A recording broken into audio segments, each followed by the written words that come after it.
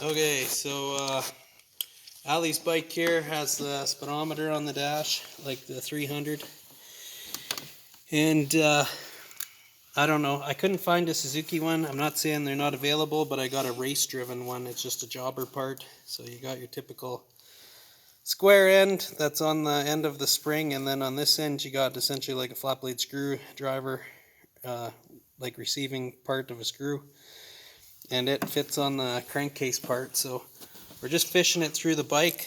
This jobber one's about 3 to 4 inches longer than the original Suzuki one. So anyways, you just follow along the frame here. There's a spot by the air box that you drop down, and then you come up here. We got the shifters taken apart here, so I can't remember which is which. This is 2 and 4 wheel drive, this is the reverser, and then this is the high and low. So you just pop the blue knobs off and the red knob off, and you got to take the gas cap off. I actually didn't realize that at first, but the hole isn't big enough. And then this is just the air intake here for the air box. So anyways, we're going to fish it up through the frame here.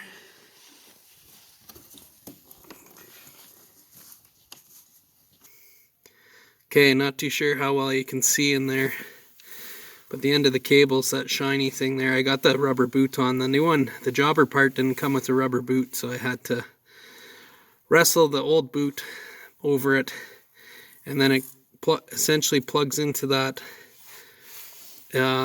hole there that looks like it's got a pipe thread. I think it is pipe thread, but maybe it's some other thread. But anyways, so that's the part that drives the spring coming out of the crankcase.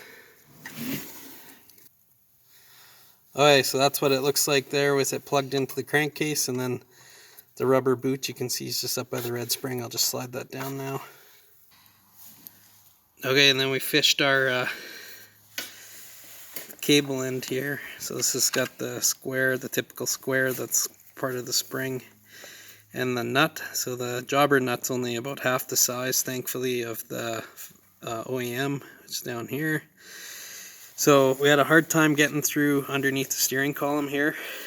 It'd be like the equivalent of a firewall in the vehicle. It's not a firewall or anything, but it's kind of a, I don't know, a flat panel that's on the frame. Anyways, it's very challenging to get the OEM back through, but this one thankfully just kind of slid through, and then it will do up onto this thread here, which is part of the speedometer gear drive in here. So this will essentially drive a gear, some metering wheels, blah blah blah, and it'll activate the speedometer and the odometer. So just finish that up here.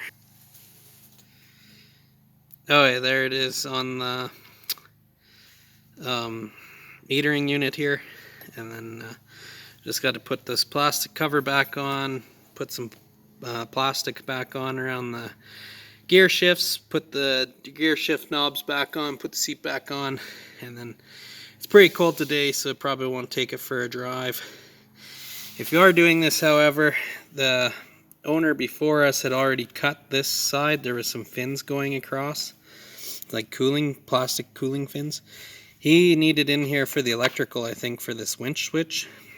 So he had already cut this. So anyways, I cut these fins out to get access here. Otherwise, you got to take off all the plastic fenders. So I'll get just a blank piece of plastic to come in behind here and make that look close to factory. So anyways, that's replacing the speedometer cable on the 1990 LT4WD Suzuki.